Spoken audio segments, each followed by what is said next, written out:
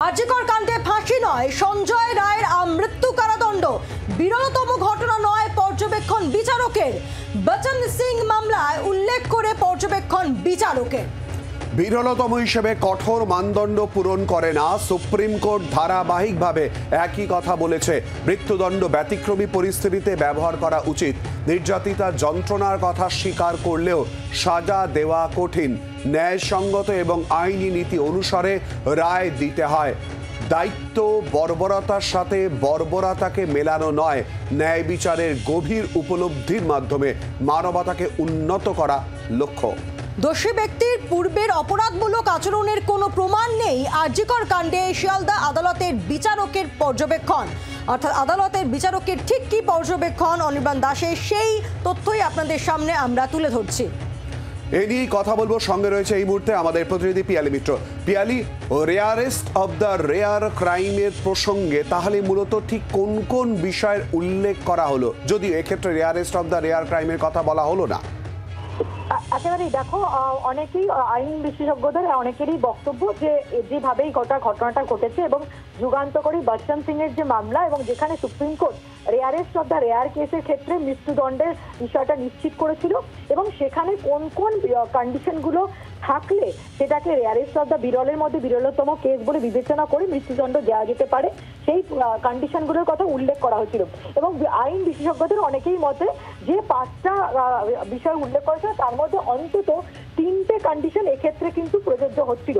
কিন্তু যেটা আজকে রায় বিচারক অনির্বাণ দাস দিয়েছেন সেক্ষেত্রে তার যেটা বক্তব্য সেই একই বচন সিং এর যে যুগান্তকারী মামলা সেটার উল্লেখ করেই তিনি বলছেন যে বিচার বিভাগের প্রাথমিক দায়িত্ব আইনের শাসনকে বজায় রাখা এবং সাক্ষ্য প্রমাণের ভিত্তিতে ন্যায় বিচার নিশ্চিত করা, পাবলিক সেন্টিমেন্টের দ্বারা কোনোভাবে প্রভাবিত হওয়া নয়। এবং এক্ষেত্রে তিনি যে বিষয়টা বলছেন যে বিচারকের সামনে পেশ করা তথ্য প্রমাণের ওপর জোর দিয়ে বস্তুনিষ্ঠতা এবং নিরপেক্ষতা বজায় রাখাই বিচারকের কাজ এবং মামলার প্রতি জনমত বা মানসিক ভাবে প্রতিক্রিয়া দ্বারা, অর্থাৎ যেভাবে পাবলিক ওপিনিয়ন তৈরি হচ্ছে সেই দ্বারা প্রভাবিত হয়ে জাজমেন্ট দেওয়া কখনোই বিচারকের কাজ নয়। এবং এক্ষেত্রেই তিনি বলছেন যে আদালতকে অবশ্যই যেরকম যে ধরনের ঘটনা ঘটেছে সেটা যেরকম গুরুত্ব দিতে হবে, একই সঙ্গে অভিযুক্তের অধিকার তার পরিস্থিতি বিবেচনা করে এবং যে সিদ্ধান্ত তিনি নেবেন তার কি প্রভাব সেটাও বিবেচনা করতে হবে।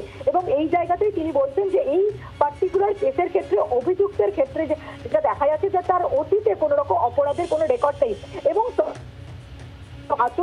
আধুনিক যে ন্যায় বিচারের ক্ষেত্র রয়েছে সেখানে আদিম বা আগেকার যে প্রবৃত্তি ছিল সেই প্রবৃত্তি থেকে উঠে আসতে হবে এবং সেখানে এসে চোখের বদলে চোখ বা দাঁতের বদলে দাঁত বা নখের বদলে পেরেক বা জীবনের বদলে জীবন নয়। আমাদের দায়িত্ব বর্বরতার সাথে বর্বরতাকে মেলানো নয়। এক্ষেত্রে প্রজ্ঞা, সহানুভূতি এবং ন্যায় বিচারের গভীরতা উপলব্ধি করে মানবতাকে উন্নত করতে হবে। এবং এক্ষেত্রেই তিনি আবারও সেই যুগান্তকারী যে বচন সিং এর মামলা সে কথা উল্লেখ করে তিনি বলছেন যে সেখানে যে স্ট্রিনজেন্ট যে কন্ডিশনগুলো দেওয়া হয়েছিল, যেখানে একটা মামলাকে rarest of the rare case বলে বিবেচনা করা হবে, এই মামলাটা কিন্তু সেই মানদণ্ড পার করতে পারছে না।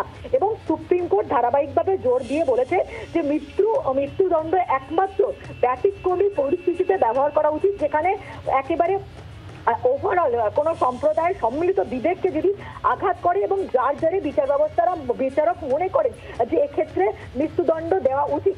এবং একই সঙ্গে তার যেটা আরো বিবেচনা যে এমন একটা রায় দিতে হবে যে শুধুমাত্র এক্ষেত্রে প্রসিকিউশন তারা ক্যাপিটাল পানিশমেন্টের দাবি করছে বলে দেওয়া সেটা অনুচিত হবে, কারণ যে মানদণ্ডের কথা বলা হচ্ছে এক্ষেত্রে সেই মানদণ্ড যেহেতু পূরণ হচ্ছে না। একই সঙ্গে তার এটাও স্বীকারোক্তি যে যেভাবে একজন বাবা মা তার একমাত্র সন্তানকে হারিয়েছেন তাদের যে শোক, তাদের যে যন্ত্রণা সেটা কোনো সাজা দিয়ে পূরণ করা হয় না, কিন্তু আদালতের দায়িত্ব হলো এমন একটা সাজা দেওয়া যেটা সমস্ত কিছু ন্যায়সঙ্গত এবং প্রতিষ্ঠিত যে আইন বা নীতি অনুসারে সেই অনুযায়ী দিতে হবে।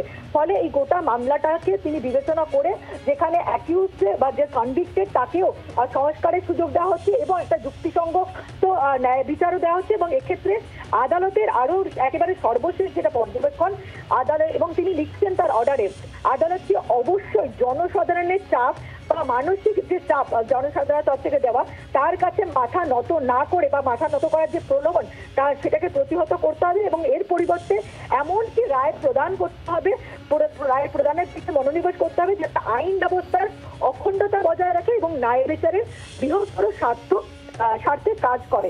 ফলে বুঝতেই পারছে যেটা মূল কথা, যে পাবলিক ওপিনিয়নের দ্বারা বিচার ব্যবস্থা কখনোই প্রভাবিত হতে পারে না। তার সামনে যে সমস্ত এভিডেন্স পেশ হয়, সেই এভিডেন্সের ওপর ভিত্তি করেই বিচারককে রায় দিতে হয় এবং এক্ষেত্রে তার এটা মনে হয়েছে যে রেয়ারেস্ট অফ দ্য রেয়ার কেসের ক্ষেত্রে বিচার করার ক্ষেত্রে যে মানদণ্ড থাকার কথা, এক্ষেত্রে সেটা নয় এবং সেই কারণে তিনি এটাকে রেয়ারেস্ট অফ দ্য রেয়ার বলে বিবেচনা করেননি এবং সেই কারণে তিনি মৃত্যুদণ্ড দিচ্ছেন না, তিনি আমৃত্যু কারাদণ্ডের নির্দেশ দিয়েছেন। যদিও একাধিক আইনজীবীর বক্তব্য যে রেয়ারেস্ট অফ দ্য রেয়ারের কেসের ক্ষেত্রে যে কন্ডিশনগুলো রয়েছে, তার মধ্যে অন্তত 3টে কন্ডিশন এক্ষেত্রে কিন্তু প্রযোজ্য হচ্ছে, যার মধ্যে একটা ছিল যে কোনো শিশু অথবা মহিলা বা এমন কোনো পরিস্থিতিতে থাকা যেখানে তার প্রতিহত করার মতন ক্ষমতা নেই। এক্ষেত্রে ওই ছাত্রী তিনি ঘুমোচ্ছিলেন, 36 ঘন্টা ধরে তিনি ডিউটি করেছিলেন এবং সেই মতো সময় তার প্রতিহত করার মতন কোনো পরিস্থিতি ছিল না এবং সেই সময়ে কিন্তু তারপর আক্রমণ করা হয়।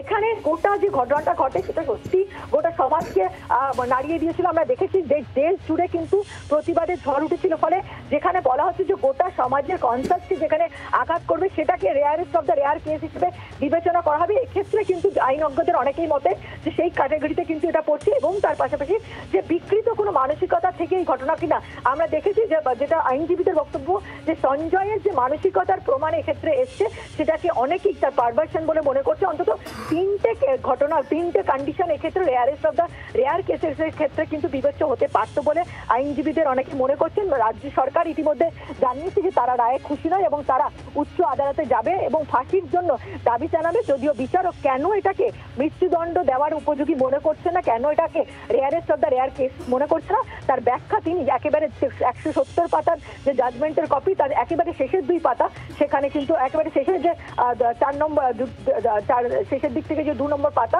সেখানে কিন্তু তিনি উল্লেখ করেছেন। ধন্যবাদ পিয়ালি।